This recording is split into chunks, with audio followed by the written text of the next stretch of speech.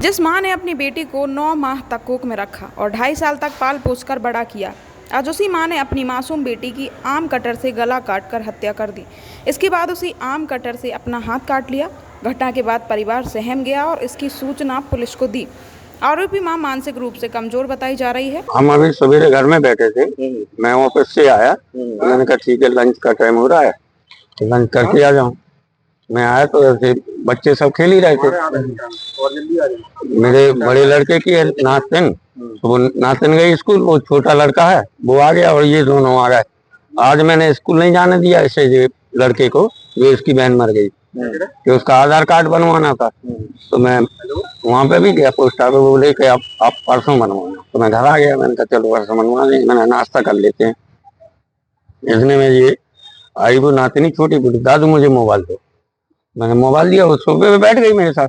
मैंने कहा ना, तो जब तक मैं उनसे, ये एकदम दौड़ के अपनी माँ के बाद कमरे में गई होगी, गई बस 1 ही मिनट नहीं हुआ और आवाज आई एकदम एक बार चिल्लाने रोने की। मैंने कहा परी कहाँ है?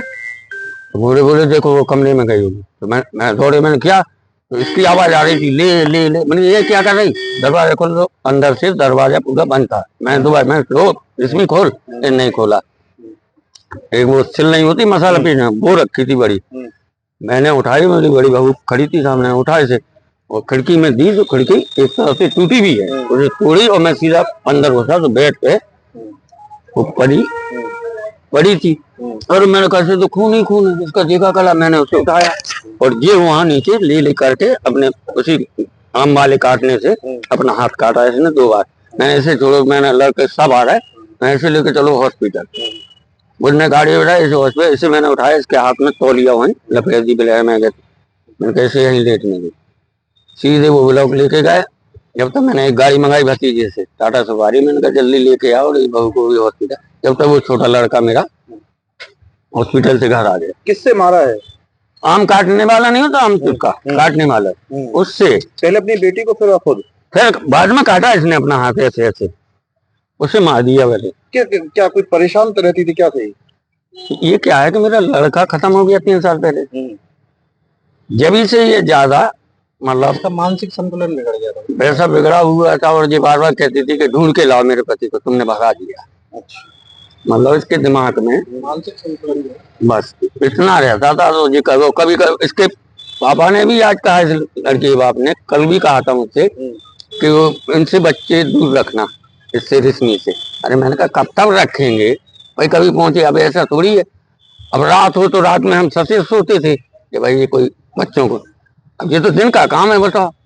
तो ऐसा कब तक आदमी कौन है जो मतलब 24 घंटे, और ये भी सोच रहे थे कैसे। घटना झांसी जनपद में बबीना थाना क्षेत्र में न्यू पंप हाउस रोड की है, जहां पर रहने वाली रश्मि यादव आज अपनी 2.5 साल की बेटी परी को कमरे में ले गई। बच्ची के रोने को आवाज़ सुनकर रश्मि की सास और भाभी कमरे में दौड़कर आई तो देखा कमरे की कुंडी अंदर से बंद थी।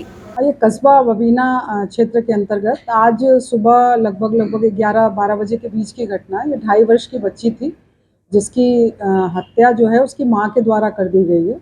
और इस जो माँ थी उसके लगभग 1.5-2 वर्ष पहले उसके पति का देहांत हो गया था और उसके बाद बताया जा रहा है कि वो मानसिक रूप से कुछ अस्वस्थ हो गई थी। अब किन परिस्थितियों में उसके द्वारा ऐसा कृत्य किया गया है, इस संबंध में छानबीन की जा रही है। माँ भी घायल है, उसको हॉस्पिटल में एडमिट कराया गया।